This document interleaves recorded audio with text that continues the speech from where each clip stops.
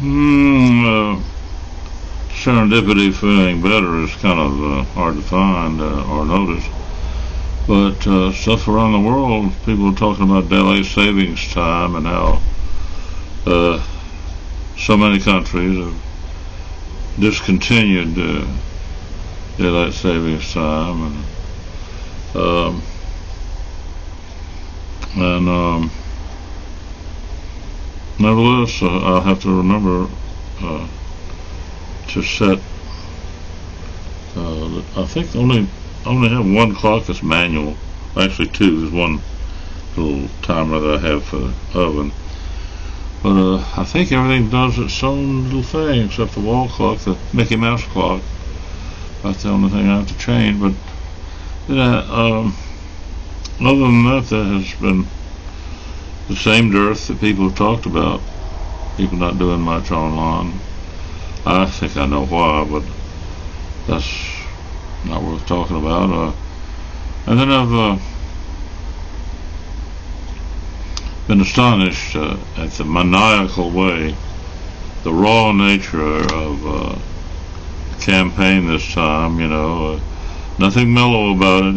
People can go back, watch old campaign tapes or old presidential debates and compare that to today's stuff. And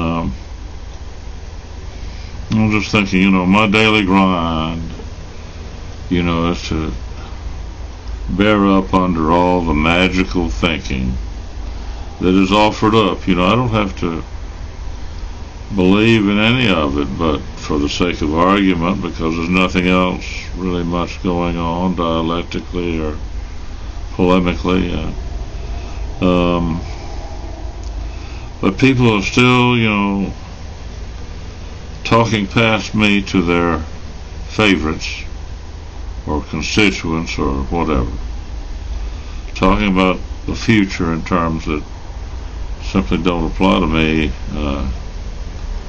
And so I have to accept the fact that people are going to do that, and it's hard to avoid. I said the other day, it's about like trying to avoid stepping in cow pies when you're out in the field of, foot-high grass and cow pies, walking in flip-flops in the middle of the night. It's kind of messy or a lot of trouble. But I try to avoid, getting bogged down in what people promise, and just accept that people want to continue to control people by really magical thinking about the future. Magical thinking. And I know what I think Kathy, the nurse, was perfectly frank when she estimated what probably is in store for me.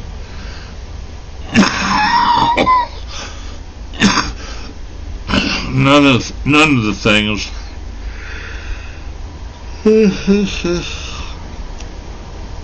that people apparently want me to pay attention to.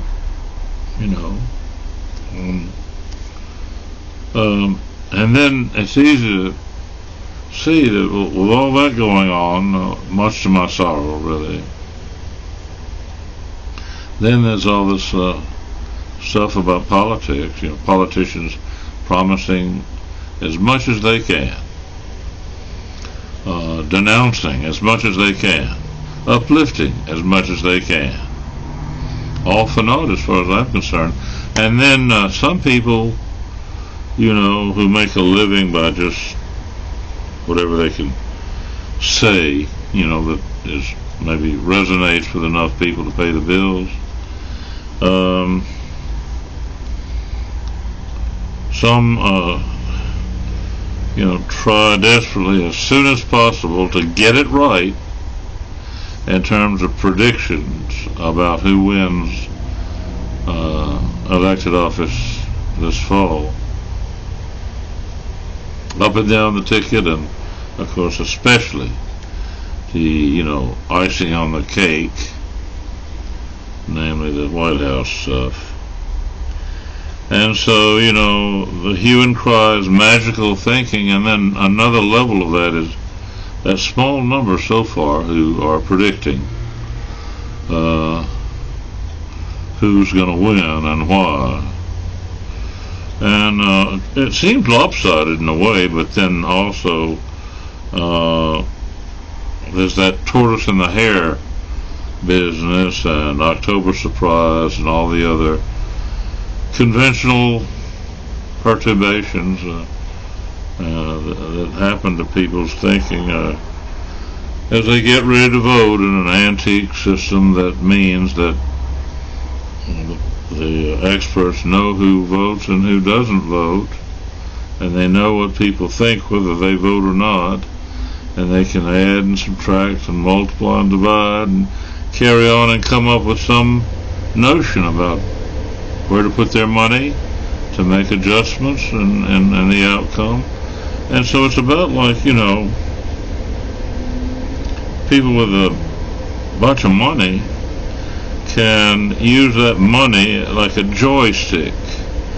Their bank balance can be used to nudge people to vote one way or another with a precision that rivals a moon landing, a lunar landing. They can buy an ad here, buy an ad there, have somebody comment here or there, an editorial, one thing or another, and it's like fixing the price of gold in London or something. Well, that's been rigged before, and other things are rigged, but anyway, they still fix the price of gold in London. It just doesn't matter what with so much else going on. And so it is with politics, the comedian-in-chief or the victim-in-chief, whatever, will be selected, and a VP, and then things will involve the next scramble, who's in, who's out, who's up, who's down, left, right, round and round, on and on. And there are people, who maybe work for a living, and then dabble in politics. And then there are those whose feet really never touch the ground anymore. It's a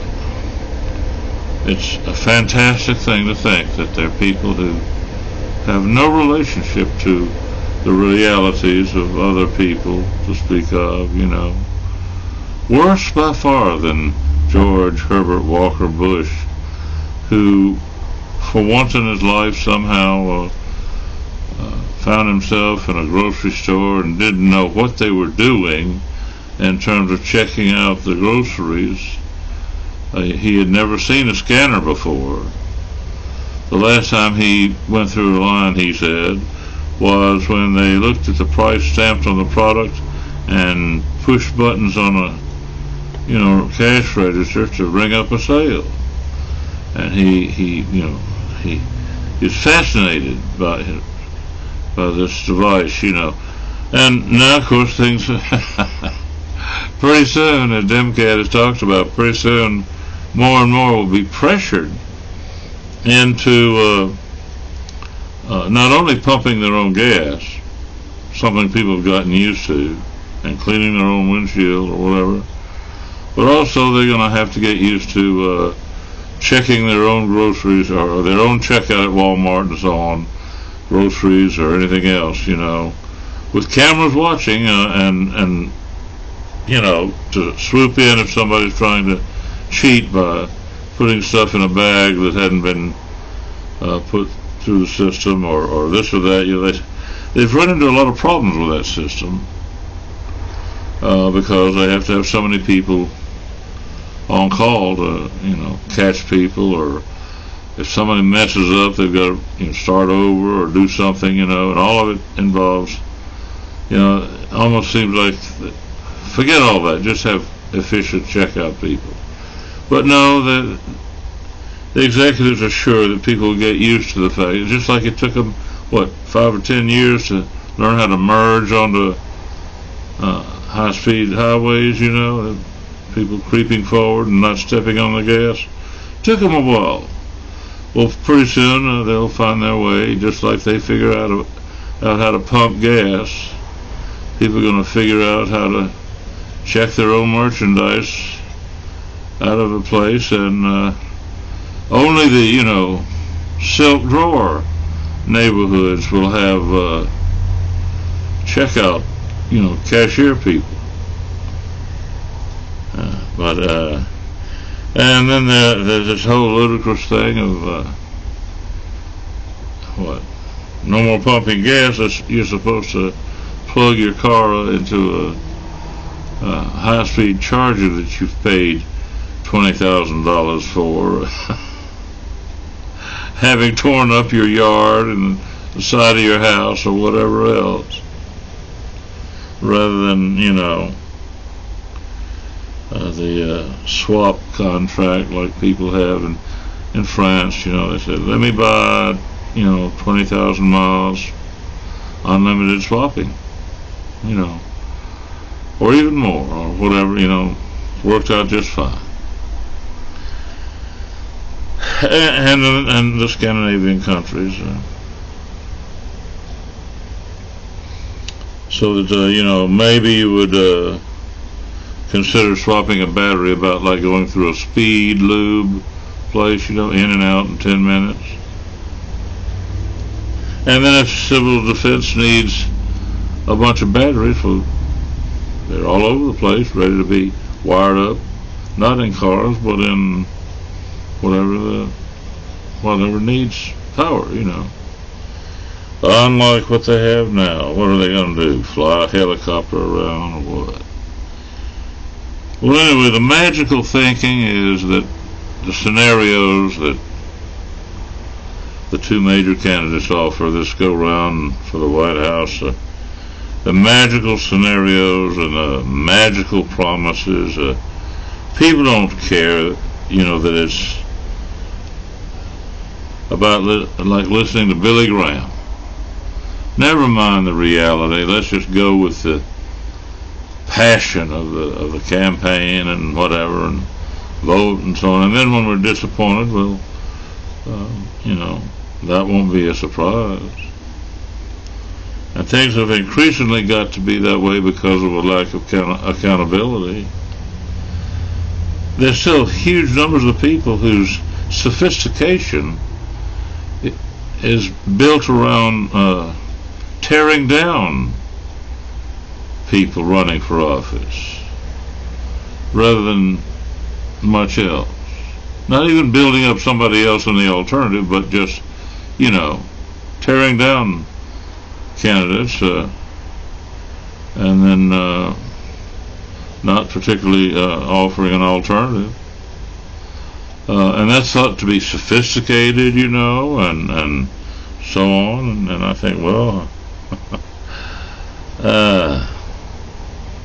what else is new? You know, just the way things are. I think it's something that will involve maybe another 30 years. You know, starting from the internet, what, in the 90s, 1990s? From the 1990s to the 2060s or 70s, something like that. In that time frame, through that time frame, we'll see people adjusting to the enormous power and promise of the internet, and maybe we will have had enough retrospection to see that tearing each other, you know, deprecating candidates is, you know, not really very good. Of course, the sophisticates have said, well, everybody agrees it's terrible, but everybody's doing it because the experts say it works. Well, you know, I'm the victim of, you know, being disadvantaged by lies told about me. That's no secret, it's an open secret, you know.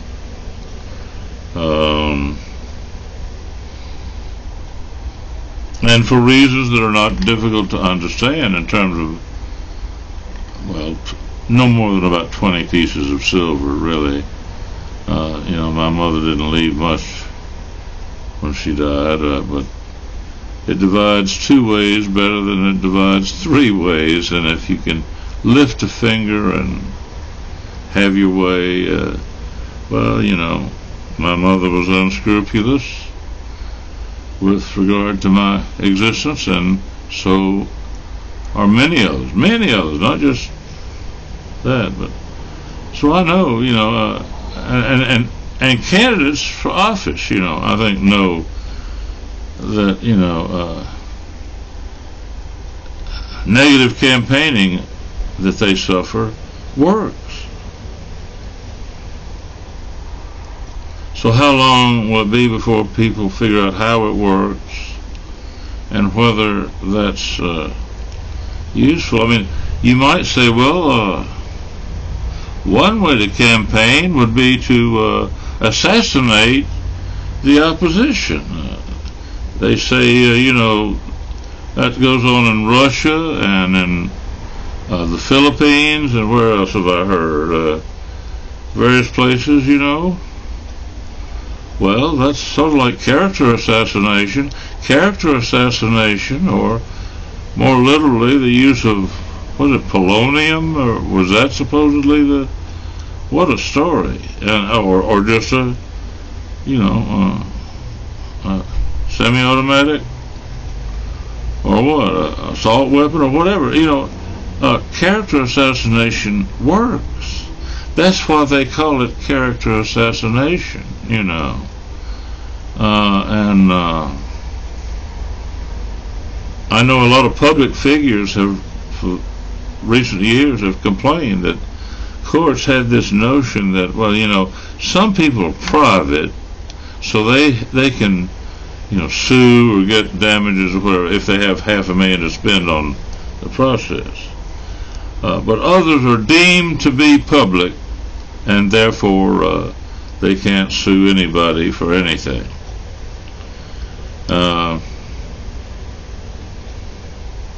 Well, I don't know what's going to happen after the next obsession about magical thinking, but you know, there's been magical thinking from pulpits for years, and people have gotten over that. You know, it used to be more of a problem than it is now, to be honest. But there's now, you know, really an inflamed electorate, or potential electorate. Some don't vote, you know. I won't be voting for 2 reasons. One, among other things stolen from me, recently I was raided again, and even more taken. You can see that things are changing here. But on one of the raids, my ID was stolen, and it took a while to figure out that they were not going to replace it. You know, that I will not get a replacement. So that's one reason I won't be voting, and I don't believe in the paper ballot, the mail-in ballot. No, I'm not interested. And the same goes for, you know, people swear by it. It's almost a religion to have paper ballot machines. I'm unimpressed. I think that there should be a better system, and one is available. But, you know, with all that going on, the hysteria, you know, maybe people will just collapse and go on vacation or go to the bar and have a few drinks and then sleep it off, you know, and accept the fact that, well, the next big deal is the same old familiar thing of figuring out who else will be kept aloft somehow like a glider on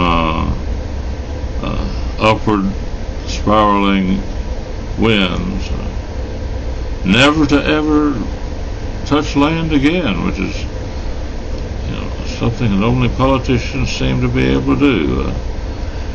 People say what goes up must come down.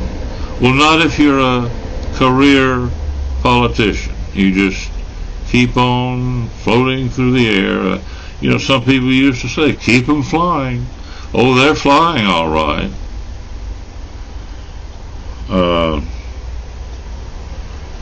Buzzing around, and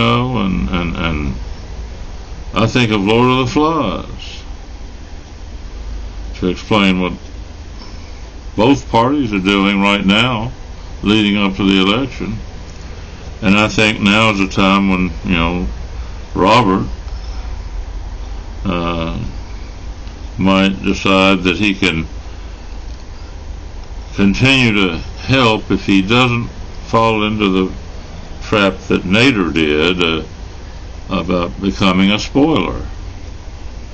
Now, he worked for Nader, and I wonder what his thinking is, whether he wants to, do as Nader did and accept that label. Come in. Okay. Hey. All right, just put it there. Thank you. You're welcome. Thank you very much. Mm-hmm. New faces here. That's one of the two that didn't bring the simple request I made for towels for a shower and a roll of toilet paper. The traditional thing around here about the rude people, passive aggressive, is I'll get that for you, and then they never show up. I'm used to that. Fortunately, somebody else noticed that and came in and brought me toilet paper and a bath towel. And I thanked her. I said, it's good to have a few smiling faces. But anyway, the evening meal turns out to be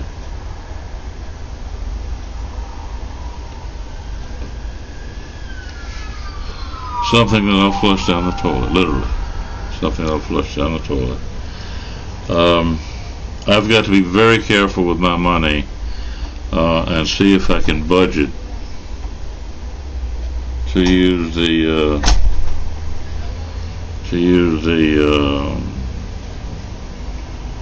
new grill that I have. Each hamburger turns out to be about $1.25 or 35. Obviously I can't do that every day. Don't have that much money, but that can ease the pain. My pain at this level has existed for decades, and people still try to offer bromides about the future, and that's just another brand of cruelty,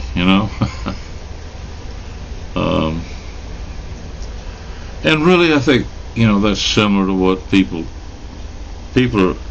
It's like the crisis for a peddler, a street peddler in Tunisia had. He was being tormented by officials in that corrupt government that had lingered there for some time, and he ended up immolating himself in front of City Hall or whatever it was, leaving behind word that it was because the government had made it clear that he was not going to be able to make a living with his pushcart selling vegetables anymore. And the battle axe who confiscated his equipment for the third or fourth time, and the officials in the government had so upset him that he just immolated himself, just like the Buddhists did in Vietnam when they felt that that little group of insider Catholic French-speaking countrymen were going to set up a dictatorship and discriminate heavily against the Buddhists, which they did. They outlawed certain holidays and one thing or another. But anyway, people get so upset like that, It's not unusual. After all, that's the basis for warfare. But the sophisticates know when to have a war and when to avoid a war. Don't you know? So, and people study that, you know. People major in that, you know, go to great universities and get big grant money to stay aloft.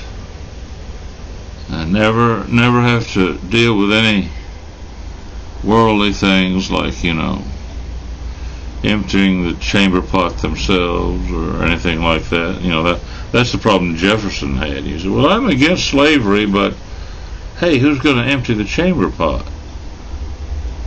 So, you know. Well, I don't have much to do with that, but I think there are parallels. You know, you look around and see a lot of parallels. Or Wall Street. Remember, in 1929, people were jumping out of office buildings on Wall Street if they lost everything. Why? Well, some of them because you know, as a matter of losing face, or you know, their dignity was assaulted by financial ruin. Others figured, how am I going to feed my family and stuff like that, you know. Right now, though, I'm watching people, you know, strive to, when they think they've got enough data, they want to be listed as, I'm predicting so and so will win. Mark my words, you know, and I've heard it both ways. I haven't bothered to see what they say to explain that, but anyway, so we'll all keep track of that, won't we? I mean, aren't you just dying to know who was accurate? Well, maybe if you want to get somebody who can get you elected to office, that would be a good idea. But the deep state, you know, is on top of all of that, you know. You know, both candidates have a track record, and I haven't heard many people able to make much progress in terms of what? Being able to hold a microphone or sit in front of a microphone, take a breath, and eventually construct a paragraph about what they think. Come in. Hey. No.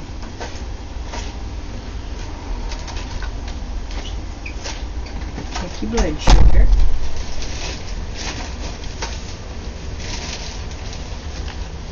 You see that? That worked. Yeah. Cooked a hamburger. Yeah. Yeah. Yes, It sir. smells good. They smell good. Experts cooking hamburgers. I meet so many experts, it's just amazing. But they don't work in the kitchen around here. They're not the only ones, though. There are people doing all kinds of things. That is evident. Sticky Well, I've got some ice cream here. Let me stick your finger and see how sweet you are.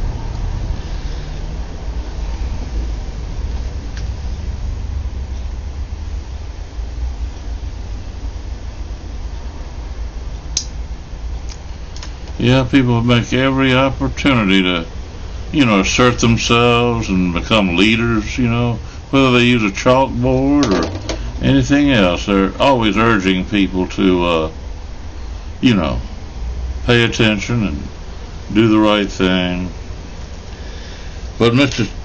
Tallow there has moved on. He's not doing the studies in French anymore. He's back at UCLA.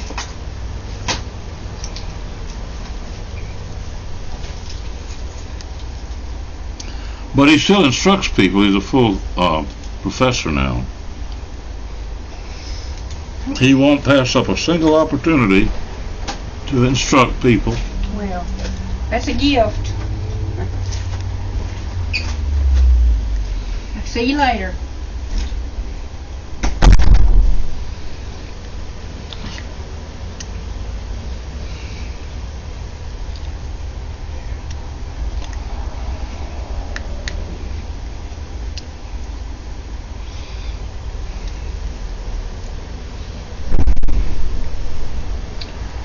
of that nuance, if that's what you could say, is so petty that some would say, Dave, don't react to that.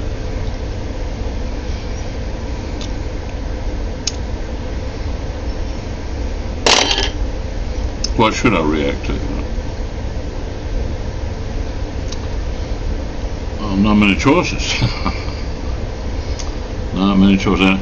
She's changed a little bit. This morning, instead of 3 visits for anything pedantic or anything else, there are only 2. The suspense is killing me. Is it going to be 2 visits or 3 visits? Nobody else needs more than 1. The reason she does it is self-evident. Anyway, I've forgotten what I was trying to say.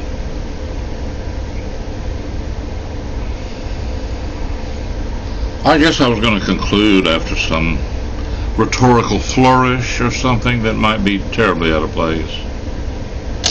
Merely that I like to count my blessings, and for the wrong reasons I'm not interested in the passions that others find themselves vulnerable to. People are very vulnerable to what they think they ought to do. Why do some people think they ought to do one thing or another? Vote for this, vote for that, buy this, buy that, say this, say that. I know I've gotten enough feedback to know what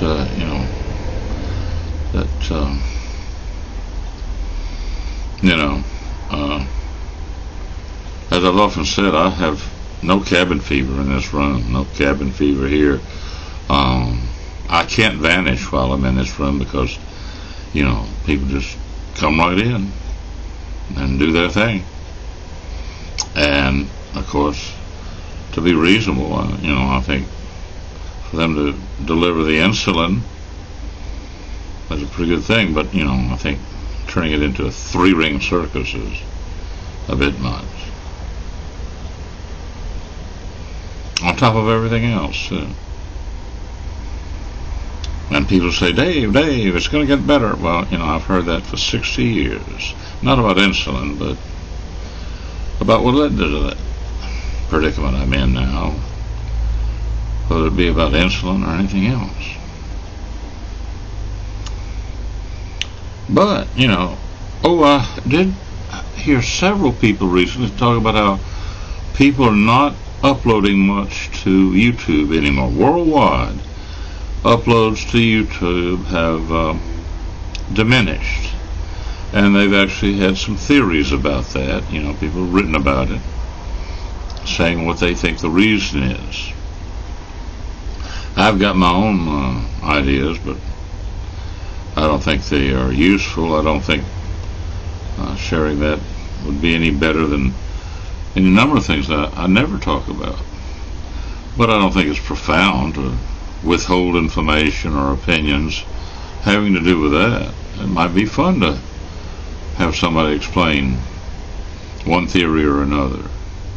But anyway, all I know for sure is that the report is that uploads are down. Well, the first thing, they say when hemlines go up and down, something happens with the stock market. I wonder if there's something that can be said about, when the rate of uploads goes up or down, for YouTube. What can be said about that? I guess it would be a matter of ask AI or AGI about that, because a simple search won't do. The search engine they have for YouTube is fairly useful, but it's not really something they've invested in. I can understand, there are many things to have to cope with, and coming up with something with the depth of Google is not what YouTube is about, although it does seem that since Google owns YouTube and Alphabet owns Google, that out of all of that they could take a little time to strengthen the search business there for YouTube. But even so, I don't know how I would, I guess I would just have to put a question. Why have uploads to YouTube diminished? Maybe that would be simple enough to get an answer, but you know, it's not a very high priority.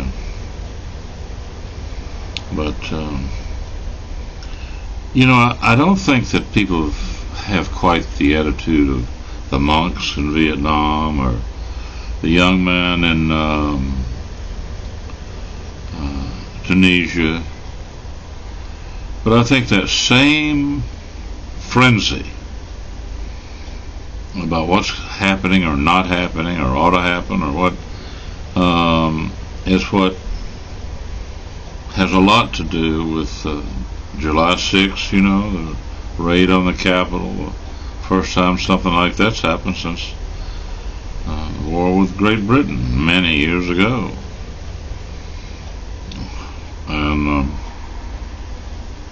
for that matter, things like Columbine and all the copycat crimes, or whether they're copycat or not. I wouldn't want to make too many parallels. Remember, parallels by definition are theoretical or imaginary, because in the real world, as some can explain, there's no such thing as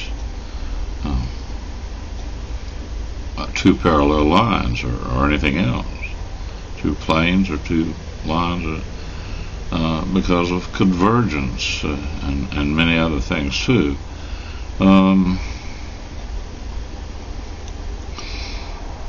But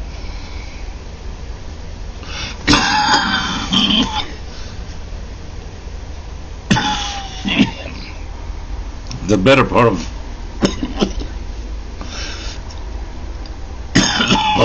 part of wisdom, if all of that is going to be diminished, will depend on cooler heads not willing to refer to any or all of it in stupid, disdainful ways, you know, some sort of a cowboy analysis.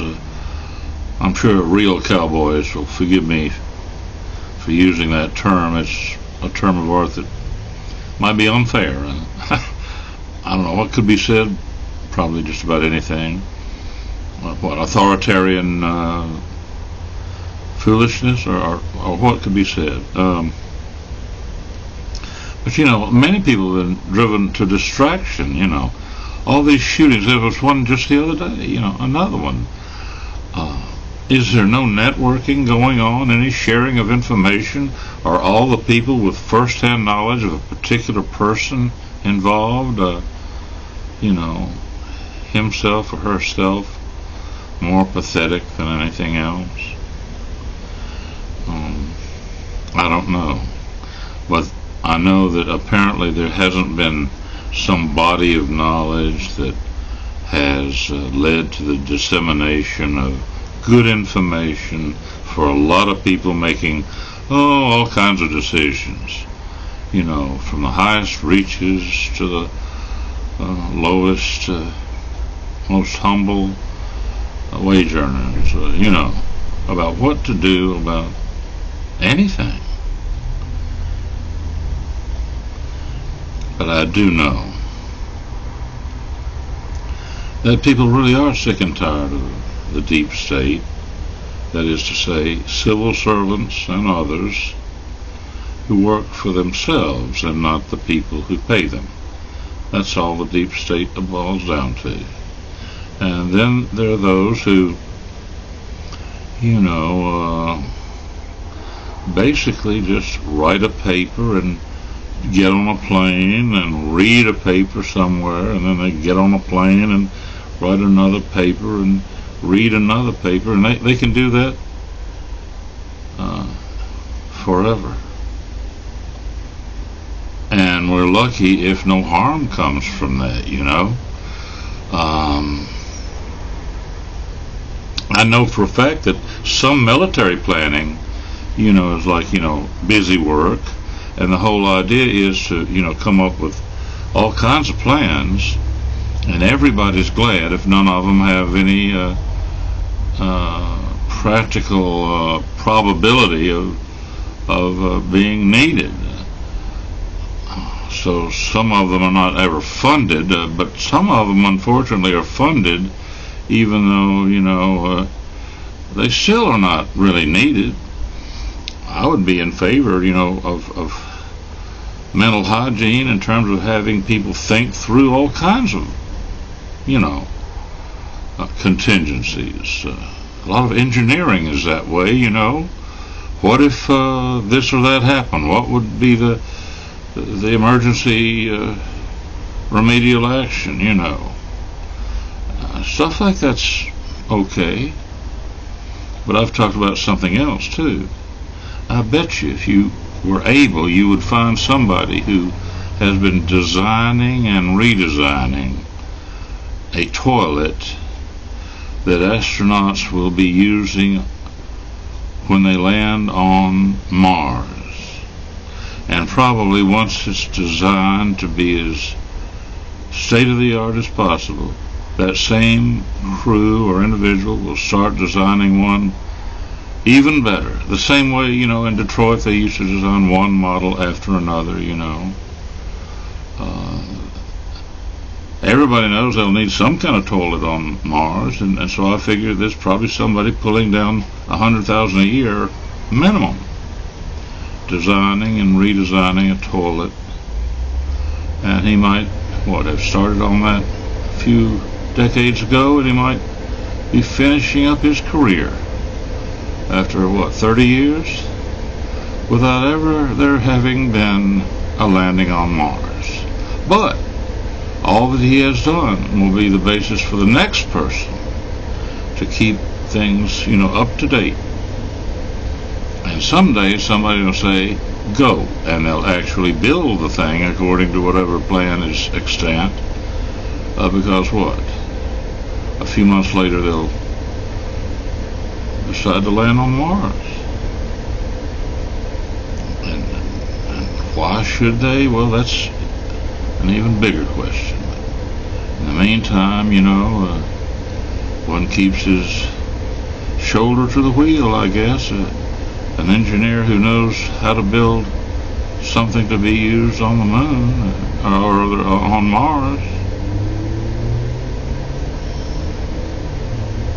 I'm told it took a long time before all of that kind of problem was solved for astronauts or space station people. You know, there's just certain things that never very much fun or anything, but always something can be done, I guess. But think of the mortgages that get paid that way, and no particular harm. You know, some might say, well, that's wasteful. We need to do this, that, and the other before we get around to designing, you know, stuff from people who are going to walk around on the moon or on Mars. And that of course has to do with opportunity costs and one thing or another. And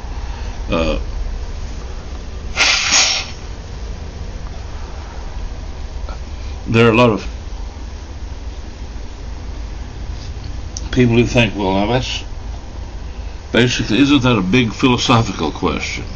You know, ethics and all that. Yeah, but it's another question in terms of perspective and economics and things like that, which in tandem with ethics and stuff like that. But there's plenty to do. And in the scheme of things, to have people designing something to use on Mars is not nearly so bad as people spend their whole career trying to find out how to most reliably kill anybody that gets in his way, whether it be a ICBM or a tank or a guided bomb from an F-35. Just, much worse, I would say, because if you have that capability, it'll probably be used someday, unless people catch up to that kind of thinking in time to thwart the designs of those who see an opportunity that they don't want to pass up in favor of some other opportunity.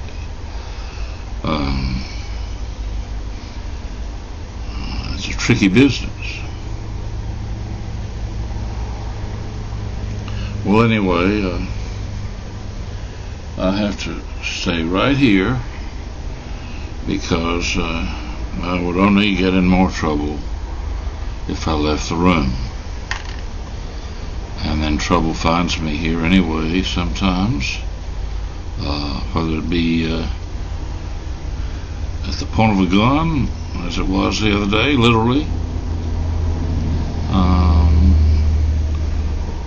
or in the media, or what, I guess it'd be more fun, to find out, well, what has anybody come up with to explain more or fewer uploads to YouTube, to the tune of millions, a variation of Delta 1M, a million less every now and then. And we're in one of those downturns now.